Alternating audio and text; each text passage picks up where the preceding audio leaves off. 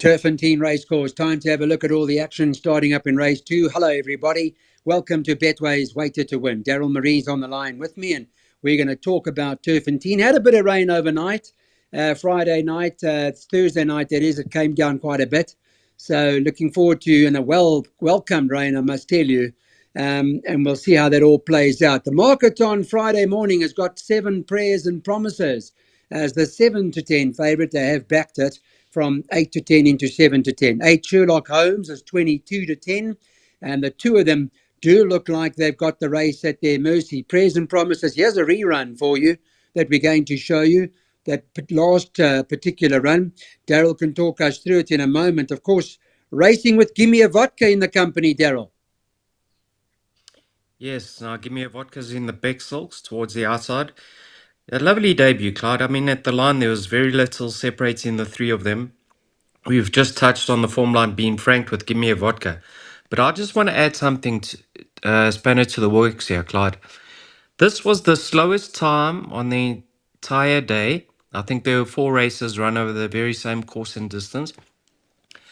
The fillies version of this race was won by a filly called Volcanic Heat. Her time was 3.5 lengths quicker, and she carried 5 kgs more. So the jury's out as to how strong that form line is, but he's only had 1 start, and he's going to love the step up in trip, and he ought to have come on in leaps and bounds. So I'll give him a strong winning chance. But I do have healthy respect for number 8, Sherlock Holmes. Now, the dogs were barking with him first time out. I think they expected a much better effort on his behalf. And he deserves another chance himself. He's back at Turffontein, his home ground, familiar surroundings this time. I think he can trouble this favourite. So I think we will double up in the opening leg. Yeah, you're going 7 and 8 in the first leg of a 36 rand bipod. Third race on the card, a classic day on the 7th of March. This is a maiden play. It's over 1160 metres. Having a look at the betting on the Friday morning, and number 5, Miss Fantastic, is 14 to 10. Keegan DeMello for the Sean Terry stable. Sean Terry has been ticking them over really very nicely. 8, Traditional Belief. Mike Azzi brings that to the track with Blaine Marks Jacobson, who's been booting home a few winners lately. 28 to 10, second favourite. Number 1, Detailed Forecast, is 5 to 1. That's Kellen Murray, who's got the ride for the De Kock team. And number 10, Wisp in the Willow, is 13 to 2 for the Tony Peter stable that Michelle is riding. And then you can get 7, 8 to 1 and better about the others. We're going to look at Miss Fantastic's only start to date, highlighted towards the inside on this occasion. What do you make of the run, Daryl? I think it was a very promising effort. Maybe slightly disappointing for the connections because she did get beaten and she was well supported in the market. And that, I think, is the key with regards to this race, Clyde. Obviously, she was going into that race having shown good work. The market suggested so. And she came out a little bit sluggishly up towards the inside. She had no cover. It was a very, very big field. So I think with that run under her belt, she could get it right in her second start. I think she's meeting the right field to do just that. Now, number 8, Traditional Belief, was beaten by Sean Terry inmate in Trail Runner, who won at Turffontein on Thursday. But if you had to ask Mr. Terry what his opinion is on Miss Fantastic versus Trail Runner, that would be very interesting. Perhaps the on-course presenters are able to get his thoughts on whereabouts he puts them in the order, pecking order back at home. But yes, Miss Fantastic, I don't think she'll miss the top 3. I think she's a ready-made PA banker. Traditional Belief, on the other hand, Clyde, she started 14 to 1 on debut. There was no support for her. But her form line's looking all right now with Trail Runner going back-to-back. And number 10, Wisp in the Willow. This has to be the improver in the race. I don't think she was disgraced on debut. You know, so many times we play to beat Tony Peter's horses who debut in work rider races next time out. And time again we get proven wrong. The horse that finished second in that race, Alzani, proved us wrong. And then he also had a filly called Cars Big as Bars that did this exact same thing. So with stronger assistance from the irons, number 10 has to be the improver. But yes, banker number 5, Miss Fantastic in the opening leg of the PA. Okay, got that. I must also tell you that there's some shrewd support for a first timer here called Ola Amor. Watch out for that. Ola Amor from the Robbie Sage stable. Shrewd support from 20 to 1 into 10 to 1. On to race number 4, the SA Derby on the 4th of April. This is a maiden plate over 1160 metres. And the latest in terms of the betting, number 3, Taskmaster. We've got a rerun for that. That's the favourite at 5 to 2 for Sean Terry and Keegan DeMello. 4, Scorpio, joint favourite at 5 to 2 with Ryan Munger and Corne Spess. And there's another one. Sean Terry's also got Warning Light, number 8 on the card, who's at 5 to 2. 1 Sky Pilot's 11 to 2, and the 2 Stokesy 6 to 1, and then double figures about the balance. Let's have a look at this replay now, and we can just talk through the race. Taskmaster runs behind on this occasion. Daryl runs behind Stonywood. I see Firestorm was in here. Firestorm was in here, Clyde Balule was in here. Stony Woods come out and run second in his post-maiden effort.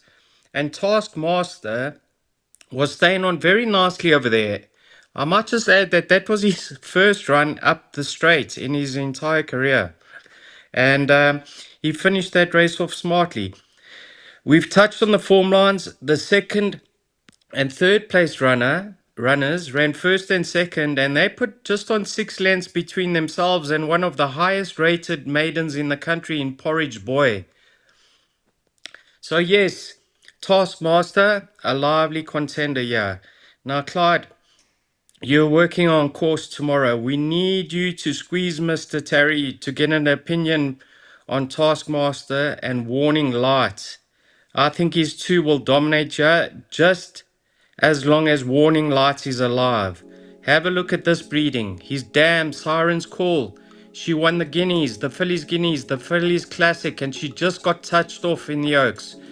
He is a half brother to Sound of Warning, who ran second in the Grade 1 Alan Robertson, third in the Grade 1 SA Philly Sprint. If he's the stable elect, I expect him to make a winning debut. But please, Clyde, make sure you interview Mr. Terry and give the info to the viewers. Okay, we'll try my very best to do that. Daryl's pick 6 only cost 300 Rand or thereabouts. Worth taking. Race number 5 is Play Soccer 6, 10 and 13. This is a handicap with a 96 level. They're going over 1,400 metres. The 6 Bristol Hercules has been scratched.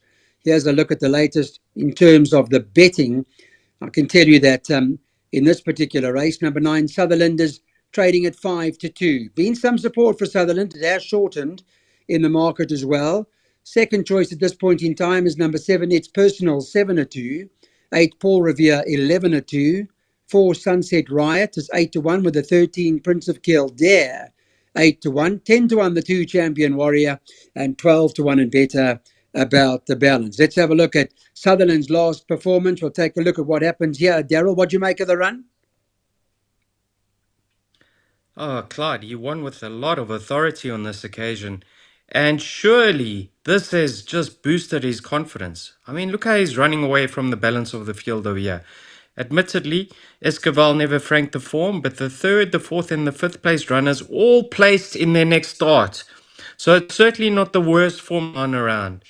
Now, Clyde, he's a 5-year-old, only having had 12 runs to date. But if you told me his last start would have been his second career victory a couple of months ago, I would have said no possible way. And you can see he's now I think over all his issues. Mr. Pettigrew has taken his time with him, and the way he won last time out, I hope he's really in a good space, because he wouldn't have been backed up as soon as he is now, according to his career in the past because he takes his runs badly, or he either pulls up unsound, or I don't know what the issue is, but Mr. Pettigrews are clearly happy with him. He's in a good space. 54.5 to shoulder. Stallgate number 1. He's going to be there for nothing. He was desperately unlucky in his penultimate start. He should have won that too. So the pennies finally dropped for him, although he's a 5-year-old. I think he's in a great space and I expect him to win. But you can't be overly confident because, like I say, I think he clearly has his issues. So number 10 is my backup of here. You can see on screen, Clyde, I've included Bristol Hercules on purpose because I think Sutherland will start to at favourite. So my backup is Salute the Flag. Now, if you watch his later start, things really went pear-shaped for him around the bend. His stable companion pushed him 3 wide and he forced Sereno to take a hold, and he ended up towards the back of the field in a race where Quick Freeze was walking up front and everything else was way too keen behind him. So he's now back at Turffontein. Over a course in distance, he does extremely well over. So if the favourite happens to fluff his lines, Salute the Flag's my backup. But if the favourite wins, we'll double up because of the scratching. Okay, we'll take that jackpot. Thanks, Terrell. Interested to know about Stuart Pettigrew's other runner with only 49 on its back of that form line. Hasn't run for a long time. Orange County might just need it, but that's the jackpot we're taking. Race number 6 has got the 1 Peregrine Falcon top of the boards at 3-1. Rachel Vanica's riding for the Paul Matchett stable. 2 Mocha Frappe is at 7-2. See DJ JZD's bought shares in this horse. The 7 Oklahoma Smoke Show is 9-2. 9 Vava Vegas 5-1. The 11 Commander of All 7-1. And it's 10-1 the 4 Winds of Grace and the 10 Lapis Lazuli 10-1. 20-1 and better about the balance. Can be a tricky race, but let's have a look at Peregrine Falcon's last start. Darryl, I thought a little bit stiff in the closing stages. Never got the best of passages. Yeah, but in saying that, Clyde, he's really as honest as they come. I mean, he's put up a fantastic effort over here, not beaten far whatsoever. And that was up the Vol straight. The winner just quickened beautifully towards the outside on that running rail. Now, Clyde, he's back at Turffontein, back around the bend, the exact same course and distance as his penultimate start when he ran second behind Foster Nova. And in that very same race was a horse called Oklahoma Smoke Show, number 7. And you can see he clearly holds Oklahoma Smoke Show on that effort by a length and 3/4. However, now Oklahoma Smoke Show is 2.5 kilograms better off. So if you like the one, you have to like the other. Oklahoma Smoke Show's got great gate speed. He's got 4 kgs off his back. It was great to see Fabian have a winner at Turffontein yesterday. Yeah, this horse is going to be the one to peg back, and he can possibly fend them off. In saying that, Peregrine Falcon should really get the run of the race. He should be able to slot in behind Oklahoma Smoke Show, and hopefully he can pull him through. So I've still got a preference for Peregrine Falcon, despite the turnaround at the weights. We have to have healthy respect for Mocha Frappe. I mean, DJ Jazzy D has invested quite a bit into Alec Laird's yard recently, and Alec Laird obviously trained this horse prior to the change of ownership, so he gave DJ Jazzy D the heads up over here and told him to put his money down.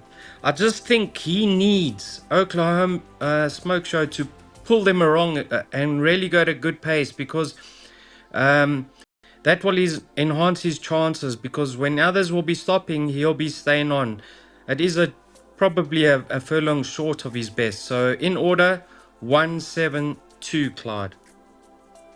Okay, got it. Thank you for that. We'll take this jackpot opportunity and use it here as well in this particular event. And there's the cost of your jackpot at only 66 Rand.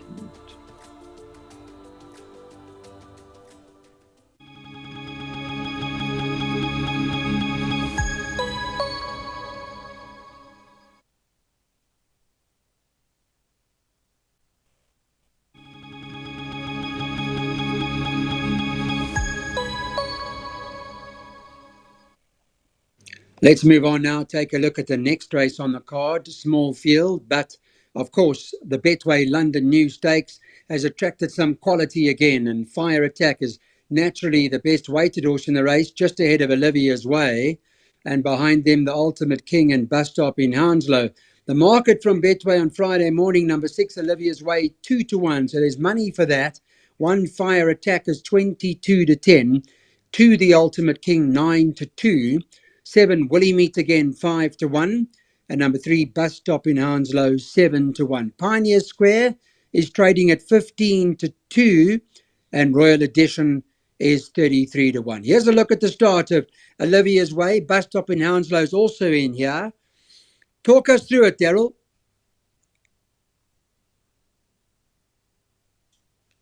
Yes, Clyde. So on this occasion, she was a bit disappointing, but if you recall, there were a lot of concerns regarding the track this day, and for a couple of weeks thereafter, they moved all the meetings. So word was that she wasn't comfortable, and the results showed just that. So I think, Clyde, if you have a look at the best weighted column, she's half a kg out with Fire Attack, who returns from the Western Cape. I don't know if he's really been kept on the boil in the last couple of weeks on the half vault, or Mr. Laird backed off him for a bit just for him to gather himself again. I'm not too sure, but we know what he's about, Clyde. I mean, he's the class act in the race, but I've got my concerns with regards to number 1, Fire Attack.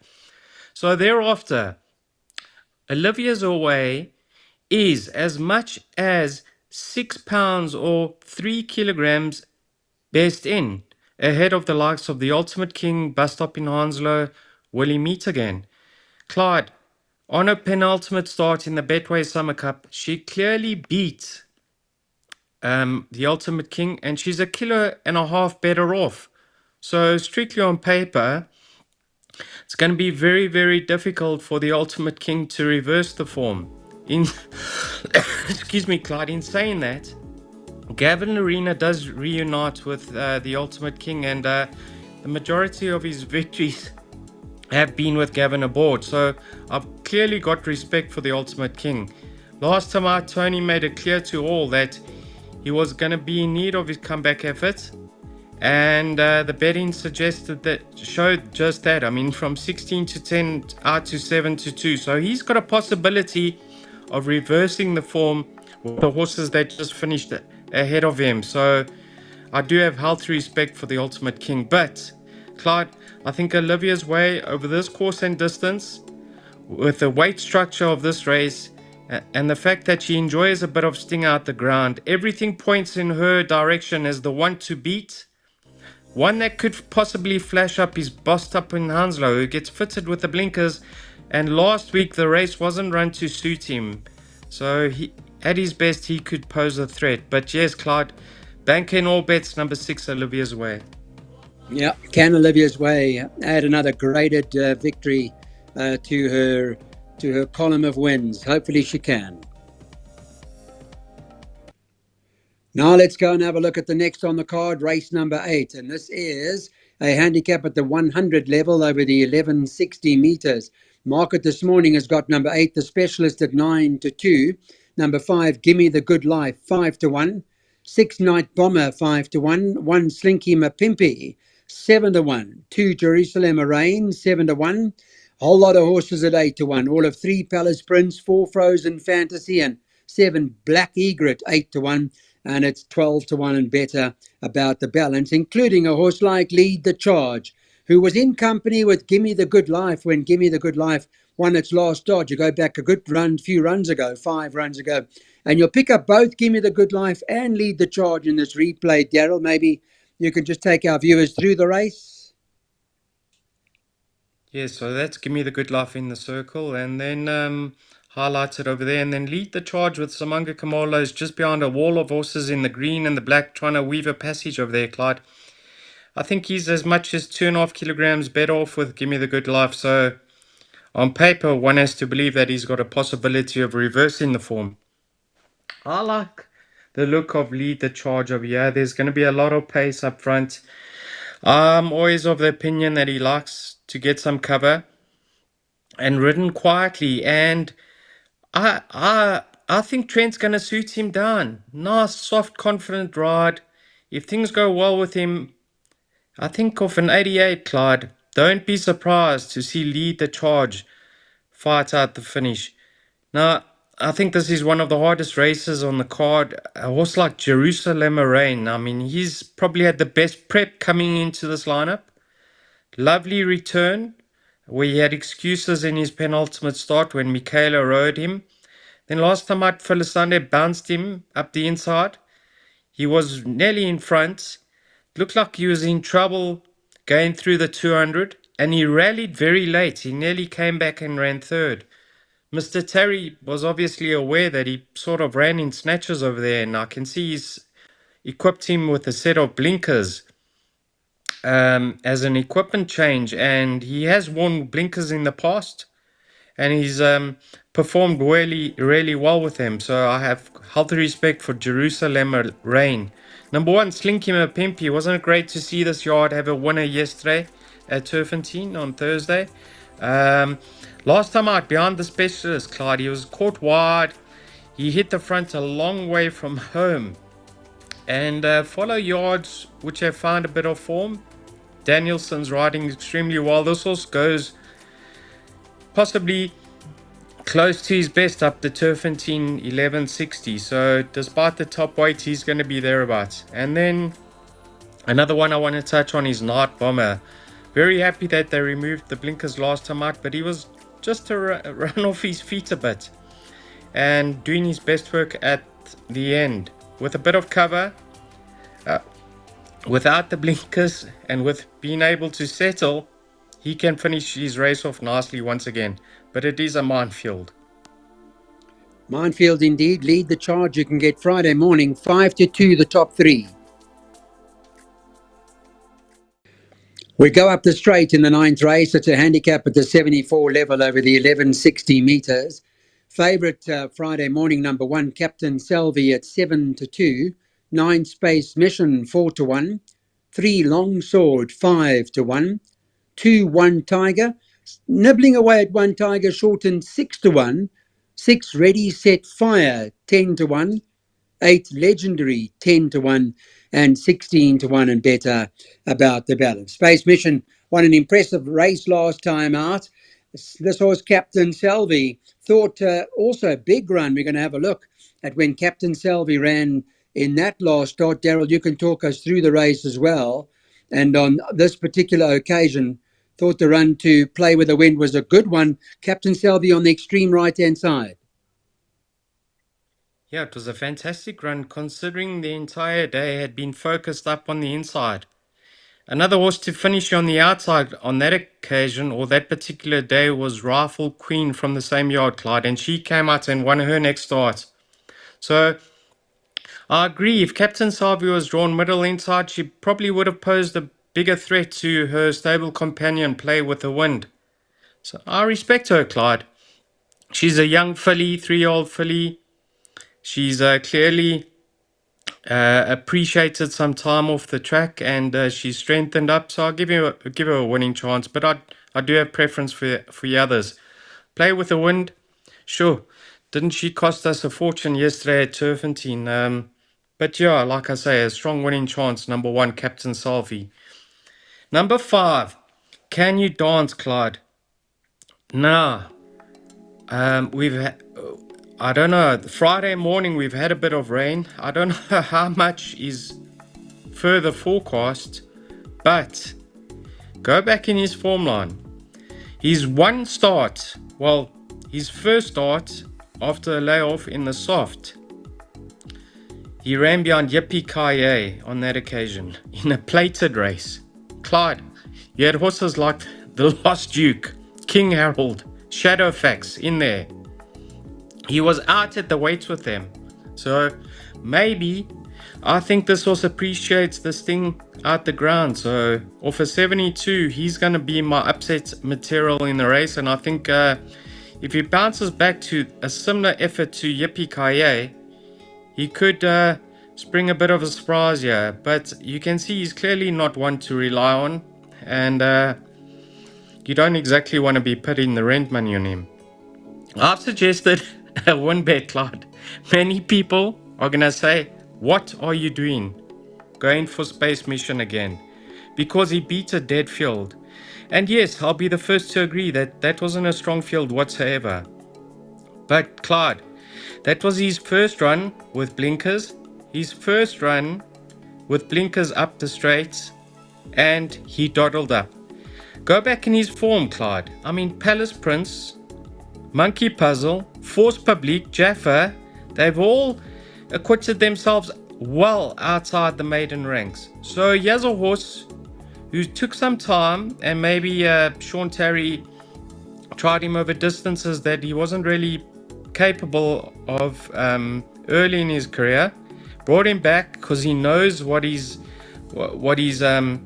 about back at home, and he just thought to himself, you know what, this horse isn't performing at the level I believe he's capable of, and he put the field to bed.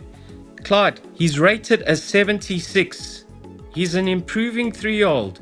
Have a look who he's taking on. Yes, there are a few of you off their current mark who can be competitive, but I don't think this horse has to be ridden in the manner in which he won last time out. I've seen him quicken with a bit of cover in the past, so if they do go very quick and he can slot in behind one or two that can pull him through, I think he can go back to back. I'm not rushing out to have a big strike on him, but please believe you me, although he beat a dead field last time out, doesn't rule him out of contention this time round. So take him seriously, number 9 Space Mission. Yeah, and he draws right next to Captain Selby. So Space Mission for Daryl, Captain Selby for me, and Can You Dance recommended at 33 to 10, top 3.